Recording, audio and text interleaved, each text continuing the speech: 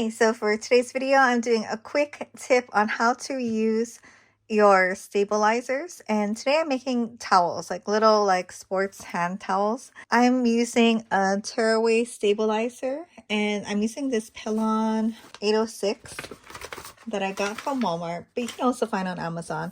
And wash away topper stabilizer because I'm using a towel, and even though it's like low pile or low nap, I still want to make sure the stitches come out really nice. I'm making 24 towels, so I'm making a lot, and each one is like using a big piece like this, and also a large piece of the topper. So I wanted to minimize waste. Plus, I don't want to have to buy another roll during this project.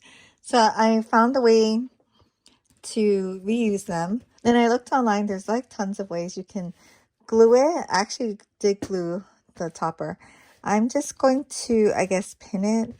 The only thing about the glue that I'm a little bit concerned about is that if your needle goes to it, it's going to gunk up your needle. So the topper, I can see where I'm going to embroider, but the bottom stabilizer is a little bit harder. So what I'm going to do is I'm just going to pin it on the sides.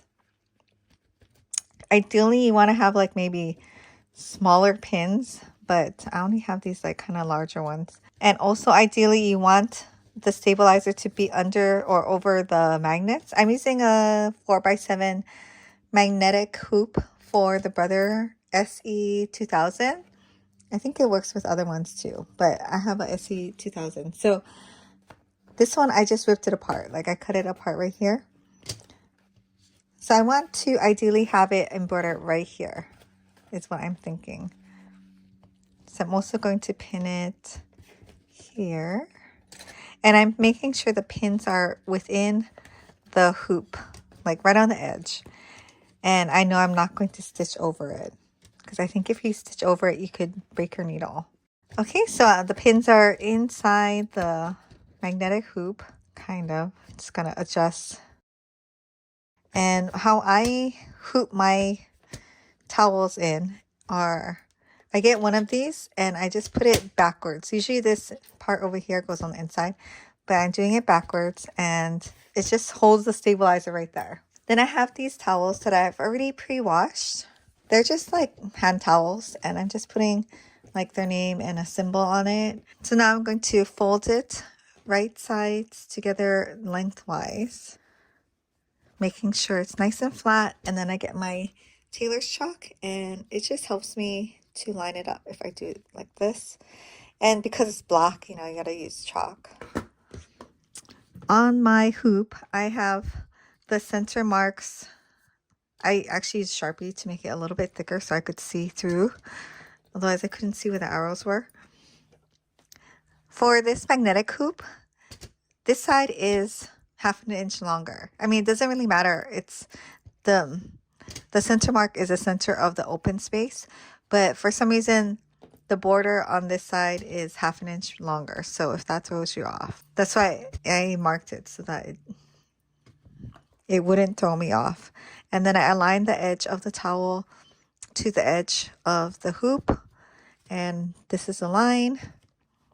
This is the line and my chalk mark. So I kind of just hold it like this. Hold it and then flip it over gently so that it doesn't move, and kind of smooth it out. And then I get my topper.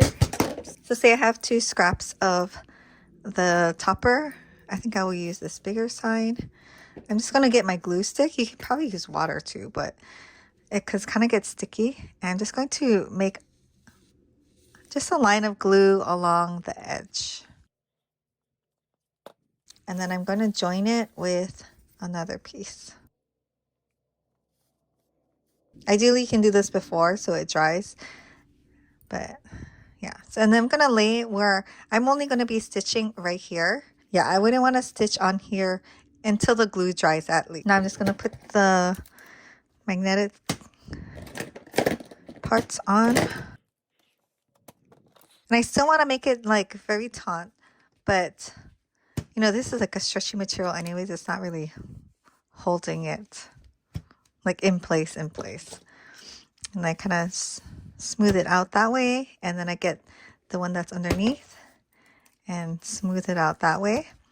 And I know for myself, because I made so many of these towels already, my design is going to stitch right here. So that is perfect for me. And then with the excess, I kind of just roll it up so it's not in the way.